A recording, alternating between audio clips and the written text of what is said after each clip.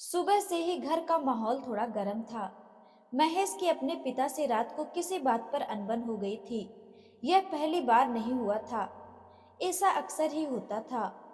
महेश के विचार अपने पिता के विचारों से बिल्कुल अलग थे, पर महेश अपने पिता को ही अपना आदर्श मानता था और उनसे बहुत प्रेम करता था। महेश बहुत ही साफ दिल का इंसान था। किसी भी तरह के दिखावे या बनावटीपन की उसकी जिंदगी में कोई जगह नहीं थी।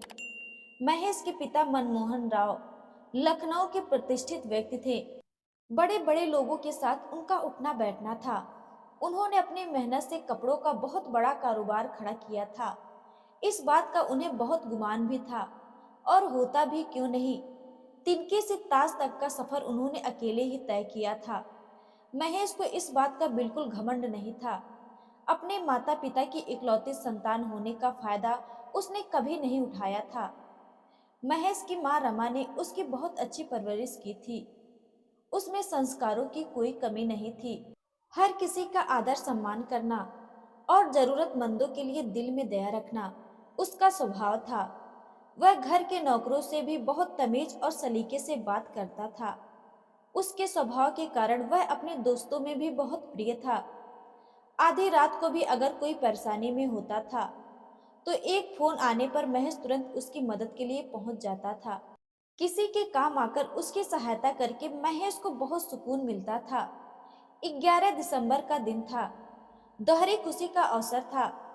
महेश के पिता मनमोहन राव का जन्मदिन था और साथ में उनकी नई फैक्ट्री का उद्घाटन भी था। इस अवसर पर घर में बहुत बड़ी पार्टी का आयोजन किया गया था। महेश की मां ने सुबह ही उसको चेतावनी देते हुए कहा, शाम को मेहमानों के आने से पहले घर जल्दी आ जाना। महेश देर से घर नहीं आता था, पर ऑफिस के बाद दोस्तों के साथ कभी इधर उधर चला भी गया तो घर आने में थोड़ी देर हो जाती थी। अपने पिता का इतना बड़ा कारोबार होने के बाद भी महेश एक मैगनीज के लिए फोटोग्राफी का काम करता था। उसे इस काम में शुरू से ही दिलचस्पी थी और उसने तय किया था कि अपने काम से ही एक दिन खुद की पहचान बनाएगा।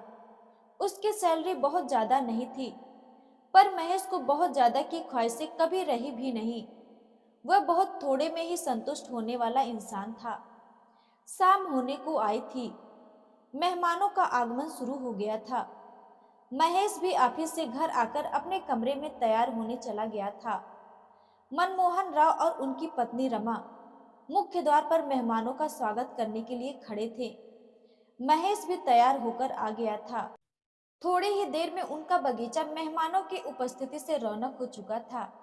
महेश की मां की बहुत जोर देकर बोलने पर भी महेश ने अपने किसी दोस्त को पार्टी में आने का आमंत्रण नहीं दिया था। टेबल पर केक रख दिया गया था। महेश के पिता ने केक काटकर पहला टुकड़ा अपनी पत्नी रमा को खिलाया। फिर दूसरा टुकड़ा लेकर वह अपने बेटे को खिलाने लगे, तो महेश ने उनके हाथों से केक ले लिया और उन्हें खिला दिया। फिर अपने पिता के पैर छूकर बोला, जन्मदिन की बहुत बहुत शुभकामनाएं पिताजी। मनमोहन राव ने बेटे को सीने से लगा लिया। महेश की मां यह सब देखकर बहुत खुश हो रही थी। बहुत कम ही अवसर होते थे जब बाप बेटे का स्नेह देखने को मिलता था। नहीं तो विचारों में मतभेद के कारण दोनों में बात करते करते बहस शुरू हो जाती थी और बातचीत का सिलसिला कई दिनों तक बंद रहता था। वेटर एक स्नैक्स और ड्रिंक्स लेकर घूम रहे थे। अक्सर बड़ी बड़ी पार्टियों में ऐसा ही होता है, और इस तरह की पार्टियों को ही आधुनिकता का प्रतीक माना जाता है। इस तरह की पार्टियां महेश ने बचपन से ही अपने घर में देखी थी। इसके बावजूद भी वह इस तरह की पार्टियों का आदी नहीं था। ऐसे माहौल में उसे बहुत जल्द घुटन महसूस होने लगती थी। महेश के पिता ने उसको आवाज देकर बुलाया, महेश इधर आओ, विजय अंकल से मिलो, कब से तुम्हें पूछ रहे हैं। विजय अंकल मनमोहन राव के बहुत करीबी मित्रों में से एक थे और उनका भी लखनऊ में अच्छा खासा कारोबार फैला था। महेश ने हेलो अंकल बोलकर उनके पैर छुए तो वह बोलने लगे, यार मनमोहन, तुम्हारा बेटा तो हाई फाई करने के जमाने में भी पैर छूता है, आधुनिकता से कितनी दूर है। तुम्हें कितनी बार समझाया था कि इकलौता बेटा है तुम्हारा, इसे अमेरिका भेजो पढ़ाई के लिए, थोड़ा तो आधुनिक होकर आता। महेश चुपचाप मुस्कुराता हुआ खड़ा था। विजय अंकल फिर बोलने लगे, और बताओ कैसे चल रही है तुम्हारी फोटोग्राफी की नौकरी? अब छोड़ो भी यह सब, क्या मिलता है यह सब करके? अब अपने पिता के कारोबार की डोर संभालो। जितनी सैलरी तुम्हें मिलती है उतनी तो तुम्हारे पिता के घर के नौकरों में बांट देते हैं। अपने पिता की शख्सियत का ख्याल रखो। पिता की शख्सियत की बात सुनकर महेश ने अपनी चुप्पी तोड़ने का निर्णय ले लिया था। महेश बोला, अंकल काम को लेकर मेरा नजरिया जरा अलग है।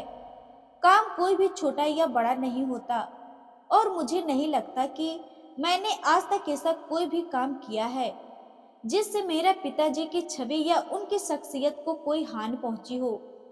फोटोग्राफी मेरा शौक है। इस काम को करने से मुझे खुशी मिलती है। और रही बात पैसों की, तो ज्यादा पैसों की ना तो मुझे जरूरत है और ना ही कोई चाह। बोलते बोलते महेश की आवाज ने जोर पकड़ लिया था। मनमोहन राव को महेश को इतने खुले शब्दों में बात करना पसंद नहीं आया। उन्होंने चिल्लाने के लहजे में बोला, चुप हो जाओ महेश, यह कोई तरीका है बात करने का? अपनी इस बदतमीजी के लिए तुम्हें अभी माफी मांगनी होगी। महेश ने साफ इनकार करते हुए कहा, माफी किस बात की पिताजी? मैंने तो कोई गलती नहीं की है, सिर्फ अपनी बात रखी है। आप ही बताइए कि मैंने आज तक ऐसा कौन सा काम किया है जिसकी वजह से आपको शर्मिंदा होना पड़ा हो? मनमोहन राव बोले, मैं कुछ नहीं सुनना चाहता महेश। मेरे प्रतिद्वंदी भी इस पार्टी में मौजूद हैं। सबके सामने मेरा मजाक मत बनाओ। महेश बोला, मुझे किसी बात की परवाह नहीं है पिताजी कि कौन देख रहा है और कौन क्या सोच रहा है। मैं सिर्फ इतना चाहता हूँ कि आप मुझे समझो। मैंने जब से होश संभाला है तब से आज तक उस दिन का इंतजार कर रहा हूँ जब आप मुझे समझोगे। इंसान बड़ा काम या बड़ा कारोबार करके ही बड़ा नहीं होता पिताजी। छोटे छोटे काम करके भी इंसान अपनी एक पहचान बना सकता है। बड़े बनने का सफर भी तो एक छोटे सफर से ही तय होती है। इस बात का उदाहरण तो आप खुद भी हैं पिताजी। फिर आप क्यों नहीं समझते? मनमोहन राव का सब्र खत्म हो चुका था। अब बात उन्हें अपनी प्रतिष्ठा पर चोट लगने जैसी लग रही थी। उन्होंने महेश से कहा, तुम या तो विजय अंकल से माफी मांगो या अभी इसी वक्त घर से निकल जाओ। महेश की माँ, जो इतनी देर से दूर खड़े होकर सब देख सुन रही थी, सोचने लगी कि पति की प्रतिष्ठा का ख्याल रखना जरूरी है, पर बेटे के आत्मसम्मान को चोट पहुंचाकर नहीं। वे पति से बोली, यह क्या बोल रहे हो आप? इतनी सी बात के लिए कोई अपनी इकलौती औलाद को घर से जाने के लिए कहता है क्या? मनमोहन राव को जब गुस्सा आता था तब वे किसी की भी नहीं सुनते थे। हमेशा की तरह उन्होंने रमा को बोलकर चुप करा दिया था।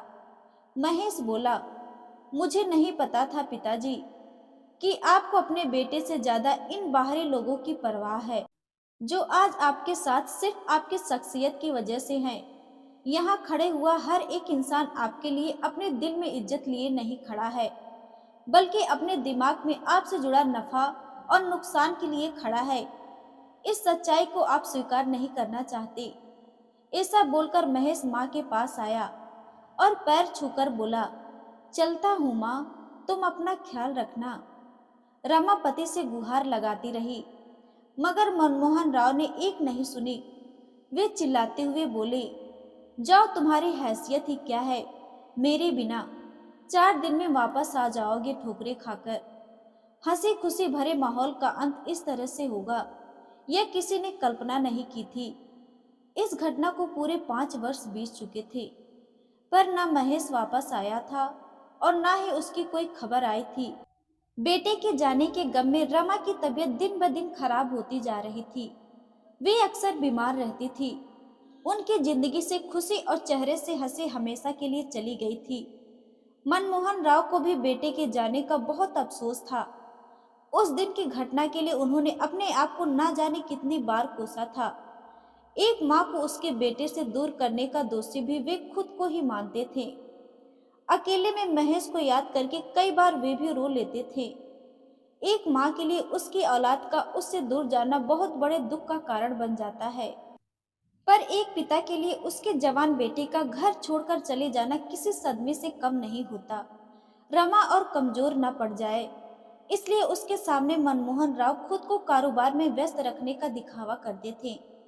वे अक्सर रमा को यह बोलकर शांत कराते थे कि आज नहीं तो कल आ ही जाएगा तुम्हारा बेटा। रमा अपने मन में सोचती कि मैं माँ हूँ उसकी, मुझे पता है वह स्वाभिमानी और दृढ़ निश्चयी है। एक बार जो ठान लेता वह करके ही शांत होता है। अचानक एक दिन फोन की घंटी बजी। सुबह के 10 बज रहे थे। रमा दूसरे कमरे में थी।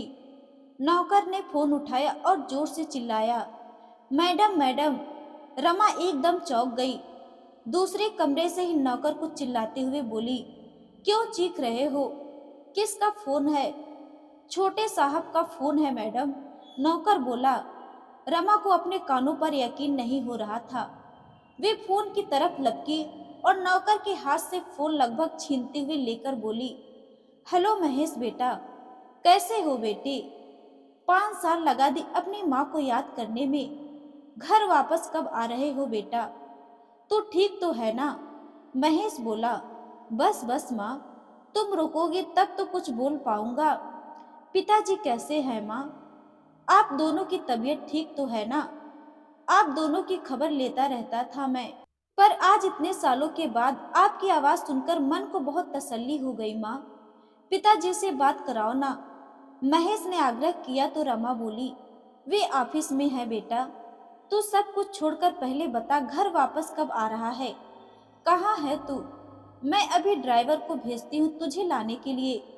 महेश हंसते हुए बोला, मैं लंदन में हूँ माँ। लंदन में? आश्चर्य से रमा बोली, बेटा वहाँ क्यों चला गया? तो ठीक तो है ना? किसी तकलीफ में तो नहीं हो ना? अक्सर जब औलादें अपने माता पिता से दूर हो जाती हैं, तब किसी कारण से तो ऐसी ही चिंता उन्हें घेरे रहती है कि वे किसी गलत संगत में ना पड़ जाएं। अकेले खुद को कैसे संभालेंगे? रमा के बार बार बीमार रहने की वजह भी यही सब चिंताएं थी। महेश सोचने लगा कि माँ ने 5 साल मेरे बिना कैसे निकाले होंगे पता नहीं। माँ की बातों से उसकी फिक्र साफ झलक रही थी। मेरी बात सुनो ना माँ, महेश बोला। घर से निकलने के बाद मैं 2 साल लखनऊ में ही था। जिस मैगनीज के लिए मैं काम करता था, उसकी तरफ से ही मुझे 3 साल पहले एक प्रोजेक्ट के लिए लंदन भेजा गया था। मेरा प्रोजेक्ट बहुत ही सफल रहा। यहाँ लंदन में मेरे काम को बहुत सराहा गया और अगले महीने यहाँ एक पुरस्कार समारोह का आयोजन है, जिसमें तुम्हारे बेटे को best photographer of the year का पुरस्कार मिलने वाला है। माँ, आपके और पिताजी के आशीर्वाद और मेरे इतने सालों की मेहनत का परिणाम मुझे इस पुरस्कार के रूप में मिलने जा रहा है।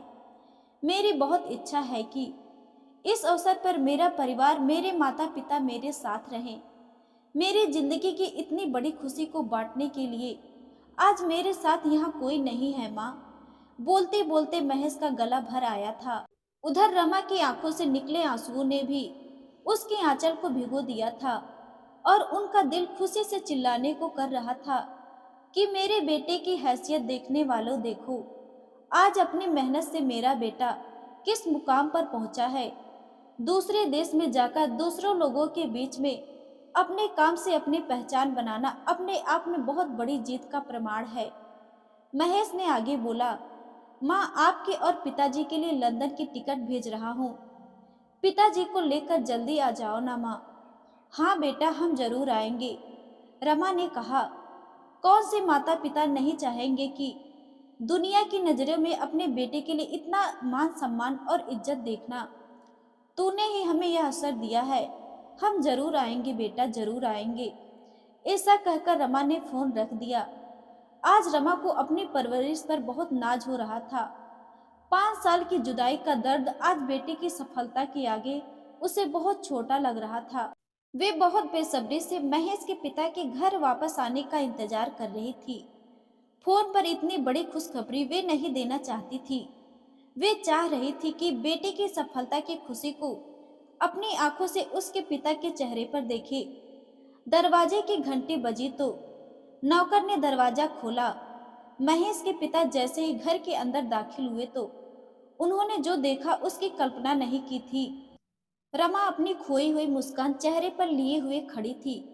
देखते ही बोले मनमोहन राव, इतने साल बाद तुम्हारे चेहरे पर खुशी देखकर बहुत सुकून मिल रहा है। इसकी वजह पता चलेगी कि नहीं? तुम्हारा बेटा वापस आ गया क्या? रमा बोली, जी नहीं, बेटा नहीं आया, पर आज दोपहर में उसका फोन आया था। इस खबर को सुनने का इंतजार वे भी ना जाने कब से कर रहे थे। अच्छा, कैसा है वह? मेरे बारे में पूछा कि नहीं उसने? नाराज है क्या अब तक मेरे से? उनकी उत्सुकता बढ़ती ही जा रही थी। रमा बोली, बिल्कुल नाराज नहीं है, और बार बार आपको ही पूछ रहा था। और सुनिए, लंदन में है हमारा बेटा। बेटा लंदन में है? सुनकर महेश के पिता सोफे से उठकर खड़े हुए थे। जी हाँ, लंदन में, और अगले महीने वहां एक बहुत बड़े पुरस्कार से सम्मानित होने जा रहा है आपका बेटा। बोलते हुए मिठाई का एक टुकड़ा रमा ने मनमोहन राव के मुंह में डाल दिया था। उनकी खुशी का कोई ठिकाना नहीं था। तुम सच कह रही हो ना रमा? रमा बोली, जी हाँ, बिल्कुल सच। मनमोहन राव ने रमा को सीने से लगा लिया और दोनों अपने आंसुओं को रोक नहीं पाए। रमा ने खुद को संभालते हुए कहा, आगे तो सुनिए। हमारे लिए लंदन की टिकट भेज रहा है। पुरस्कार समारोह में वह हम दोनों के साथ शामिल होना चाहता है। मनमोहन राव के आंसुओं का बहाव और तेज हो चुका था। जिस बेटे को 5 साल पहले उन्होंने बोला था कि तुम्हारी हैसियत क्या है मेरे बिना, उसने अपनी हैसियत से शख्सियत तक का सफर क्या बखूबी पूरा किया था। आंसुओं ने उन चेहरे को पूरी तरह भिगो दिया था और बेटे से मिलने की तड़प दिल में मचल उठा था।